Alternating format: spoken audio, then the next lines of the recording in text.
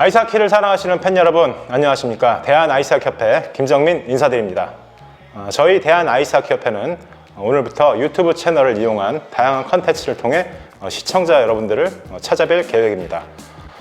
오늘은 그 첫 시간, 팬 여러분들이 오랫동안 좀 하키에 대해서 굉장히 좀 목마르실 것 같아요. 3월에 본격적으로 코로나 사태가 전 세계적으로 확산된 이후로 남자 18세 대표 그리고 여자 성인 대표 그리고 남자 성인 대표의 세계선수권 대회가 줄줄이 취소되면서 이 대회를 고대해왔던 팬 여러분들의 아쉬움이 굉장히 크리라고 생각이 됩니다.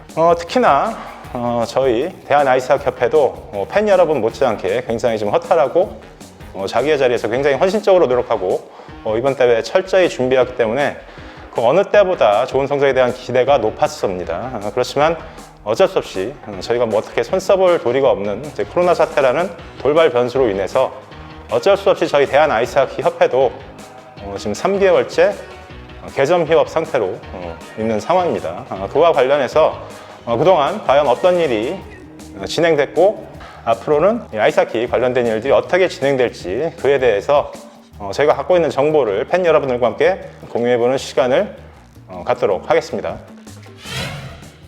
자, 저희가 코로나 사태가 본격적으로 우리 아이스하키계를 덮친 것은 3월 초입니다. 그 전까지 분위기 나쁘지 않았습니다. 강릉에서 1월 말에 열렸죠. 20세 세계선수권 디비전 2B 성공적으로 치러냈고 또 남자 20세 대표팀 기대했던 대로 우승 차지했습니다. 이어서 여자 대표가 출전한 레거시컵 또 남자 대표 두 차례 친선 경기 잘 치러냈습니다. 분위기 좋았어요. 그리고 이제 3월, 4월, 5월 이어지는 본격적인 국제 아이스하키 시즌 스타트는 남자 18세 대표가 끊었죠. 오연호 감독, 86년생의 젊은 코치 3년 동안 이뤄내지 못한 디비전 2 그룹 A 탈출 반드시 이뤄내겠다는 각오로 3월 1일 급거 출국했습니다. 왜 급거라는 표현을 썼느냐, 이때가 이제 코로나 사태가 본격적으로 이렇게 악화되기 시작할 무렵이에요. 그래서 남자 18세 대표가 국내에서 연습할 마땅한 장소를 찾지 못했어요. 이때부터 이제 링크 폐쇄되기 시작하고 그러는 바람에. 그래서 오연호 감독이 고민에 빠졌죠. 출국을 늦추냐 아니면 일찌감치 나가서 충분한 훈련을 가지고 대회에 임하느냐, 후자를 선택한 겁니다. 그래서 3월 1일에 일찌감치 거의 뭐 대회 한 달여를 앞두고 전례가 없을 정도로 일찍 출국을 했어요. 핀란드에서 전지훈련하고 연습 경기 치르고 에스토니아로 입국한다는 예정이었는데 3월 1일에 출국하자마자 취소됩니다. 대회가 취소돼요. 국제 아이스하키 연맹이 그러니까 안전 문제를 거론하면서 18세 대회 취소를 결정했습니다. 굉장히 허탈하죠. 에스토니아 땅 밟아보지도 못하고 돌아왔습니다. 핀란드 공기만 마시고 왔죠. 불안한 가운데에서도 남자 대표팀, 여자 대표팀 세계선수권 준비를 진행하고 있었습니다. 그런데 여자 세계선수권 대회 이제 폴란드 카토비체에서 열릴 계획이었죠. 이제 취소가 이제 통보가 됐고 뒤에서 이제 남자 세계선수권 취소가 통보가 됐어요. 그리고 급기야는 이제 월드 챔피언십도 취소됐고 국제연맹의 가장 중요한 연례 행사입니다. 연차 총회도 무기한 연기됐습니다. 그러니까 국제연맹이 진행하는 2020 시즌에 거의 모든 이벤트가 취소가 결정이 된 거죠. 연기가 아니라 취소입니다. 안 해요, 아예 안 합니다. 원래 이제 3월, 4월이 저희 대한아이스하키협회 가장 바쁠 시절이죠. 그리고 국내 팬 여러분들도 가장 즐거울 때죠. 해외에서 들려오는 이제 남녀 대표팀의 선전 소식, 특히나 작년에 남자 여자 모두 성적이 나쁘지 않았기 때문에 굉장히 기대가 높았으리라고 예상이 됩니다. 그렇기 때문에 더욱 이제 허탈한 심정이셨을 겁니다. 여기까지가 그 세계대회가 취소될 때까지의 과정을 말씀드렸습니다. 원래는 이제 저희가 어떤 계획을 갖고 있었냐면 여자 대표팀 같은 경우에는 러시아 모스크바에서 전지훈련을 하기로 했어요. 거기서 러시아 여자 아이스하키 클럽 팀들과 이제 친선 경기를 가지고 경기 감각 끌어올린 후에 폴란드에 들어간다, 이런 계획을 갖고 있었는데 러시아에 갈 이유가 없죠. 대회가 취소가 됐으니까. 남자 원대한 계획이 있었습니다. 이번에 월드 챔피언십 복귀한다. 작년에 아깝게 그야말로 승점 1점 차이로 3위에 그치면서 제2의 돌풍 일으키지 못했었는데 슬로베니아 이기면서 벨라루스도 이겼죠. 굉장히 하키 팬들의 그 가슴을 설레게 할 만한 굉장히 좋은 경기력을 보여줬습니다. 그렇기 때문에 올해는 두 차례에 걸쳐서 전지훈련 계획하고 있었어요. 1차 전지훈련 일본, 2차 전지훈련은 이제 이탈리아. 그래서 이탈리아에서 바로 대회 장소 슬로베니아로 건너간다. 이런 계획을 세웠는데 마찬가지로 소집조차 해보지 못했죠. 대표 선수들 유니폼도 못 입었습니다. 굉장히 허탈한 상황이죠. 막막하죠. 거기다 선수들은 거기다 링크까지 폐쇄되고 소속팀의 시즌은 끝났고 대표팀은 소집되지 않고 굉장히 심리적으로도 위축되고 뭔가 몸 상태도 떨어질 수도 있고 특히 문제가 될 수 있는 게 심리적인 부분 굉장히 좀 허탈하고 어떤 좀 공허한 상황이죠.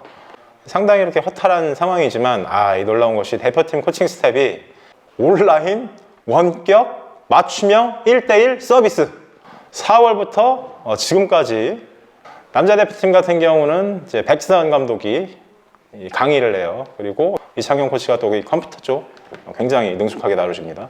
IT에 강하세요. 이창용 코치가 제작을 하십니다. 한 4분 내외예요. 짧습니다. 이제 온라인 포털에 있는 클래스룸에 올리는 거예요. 주기적으로. 컨텐츠 뭐를 담고 있느냐? 4분이지만 굉장히 짜임새가 있어요. 알차요. 4분이 4초처럼 그냥 가요. 처음에 백 감독이 좋아하는 거죠. 이제 명언. 선수들을 자극시킬 수 있는, 선수들의 정신력을 고취시킬 수 있는, 선수들에게 동기부여를 할 수 있는 그런 좋은 문장이 처음에 이렇게 딱 떠오릅니다. 그 다음에 백 감독이 강조하고 있는 이제 세 가지, 항상 강조하는 이 세 가지 이게 용어가 있습니다. 세 가지 용어. But the key to this is that we have to dictate, anticipate, and be ready for 2 passes away. 이 세 가지를 설명을 하는 겁니다. 그림을 통해서. 그러니까 실제 경기를 통해서 이 세 가지가 어떻게 구현되고 있는가를 선수들에게 가르쳐 주는 거예요. 이렇게 빨간 펜으로 뭐 NHL도 있고 우리 대표팀 경기도 있고 올림픽 경기도 있어요. 그 다음에 백 감독님이 밑에 이렇게 딱 얼굴이 뜹니다. 집에서도 촬영을 하시고 사무실에서도 촬영하십니다. 얼굴이 떠서 이때부터 이제 감독님이 강의를 하세요. 이게 왜 좋은 플레이인가? 어떤 선수, 몇 번 선수는 여기서 어떤 거를 한 게 내가 말하는 딕테이션이다. 이렇게 설명을 이렇게 해줍니다. 그게 이제 계속 반복이 돼요. 제가 만약에 뭐 제 선수는 아니지만 선수라면 그럴 것 같아요. 중요한 게 이 말 사전적인 의미보다는 이 용어가 실제 경기에서 뭐를 뜻하고 내가 어떻게 플레이를 해야 되는지를 선수들이 머릿속에 그려지게 되는 거죠. 이게 이 말이구나. 이렇게 해야 되는구나. 뭐 이렇게 하고 있는데 여자 대표팀 4월 말쯤에 한번 시험 성출해보고 그 다음에 5월부터 꾸준히 매일같이 그 동영상을 업데이트하고 있어요. 무지하게 열심히 합니다. 여자 대표팀 깜짝 놀랐어요. 김상중 감독, 고채령 코치, 박형기 코치 매일 출근합니다. 매일 출근해서 영상 같이 보고 아이디어를 짜요. 그래서 월, 화, 수, 목, 금 여자 대표팀은 요일별로 과목이 있습니다. 놀랍지 않습니까? 여자 대표팀. 열의가 대단해요. 이런 마음에서 남녀 대표팀 코칭 스태프들이 이렇게 열심히 일을 하고 있다. 이 사실을 이 자리를 빌어서 팬 여러분들께 알려드립니다. 가장 중요한 거는 이제 국제 아이스하키 연맹 그 다음 시즌 어떻게 할 건가 지금 안을 짜고 있습니다. 현재까지 밝혀진 거를 간단하게 말씀드리면은 제가 말씀드린 건 모두 예정입니다. 6월 24일 연차 총회 화상회의 형식으로 개최될 예정입니다. 이제 여기서 다음 세계선수권 관련된 모든 것이 의결이 됩니다. 먼저 남자편 탑 디비전이죠. 이제 1부 리그 16개 팀이 출전하는 1부 리그 라트비아, 벨라루스가 공동 개최합니다. 조 편성까지 나왔어요. A조, B조.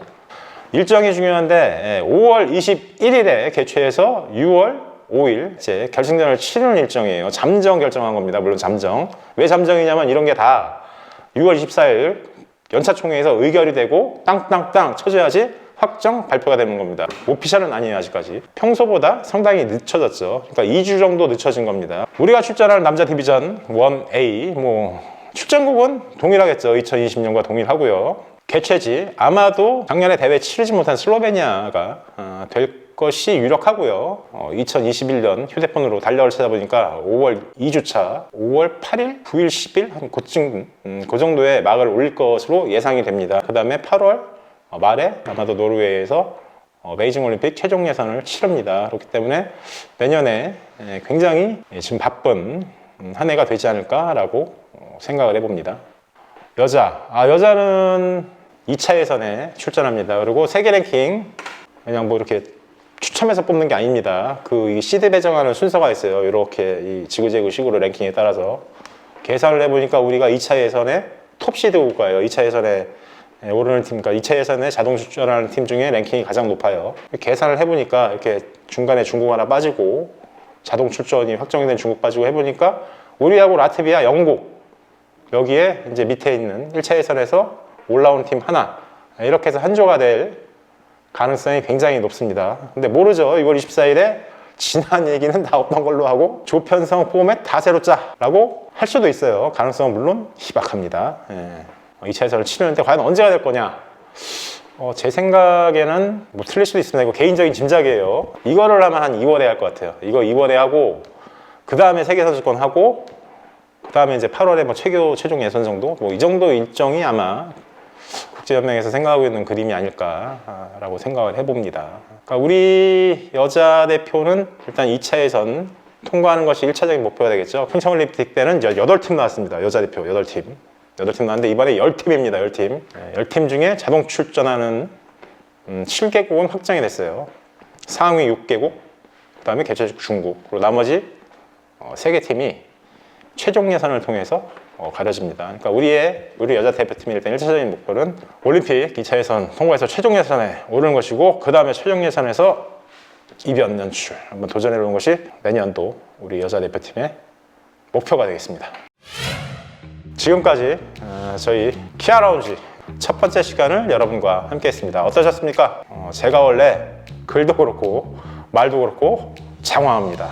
좀 안 좋은 버릇인데 말을 하다 보니까 좀 길어졌네요. 조서도 없다는 것 같고. 하지만 또 우리 같이 작업을 하는 국내 유일 아이스하키 전문 매체 온더스포츠의 우리 힘 PD께서 잘 정리를 해줄 것으로 믿습니다. 부족한 점이 많죠. 저희 미진한 점도 많고요. 시작이 반이라는 말도 있지 않습니까? 일단 시작을 했다는 점에 저는 의미를 두고 싶고요. 앞으로 자주 하키를 편하게 논할 수 있는 이런 자리에서 여러분들과 함께 했으면 좋겠고요. 마지막으로 당부의 말씀드립니다. 우리나라 아이스하키의 발전, 아이스하키가 그 지긋지긋한 비인기 종목의 꼬리표를 떼어내기를 원하신다면 좋아요와 구독은 우리나라 아이스하키 발전에 큰 힘이 됩니다. 눌러주십시오. 다음 시간에 뵙겠습니다.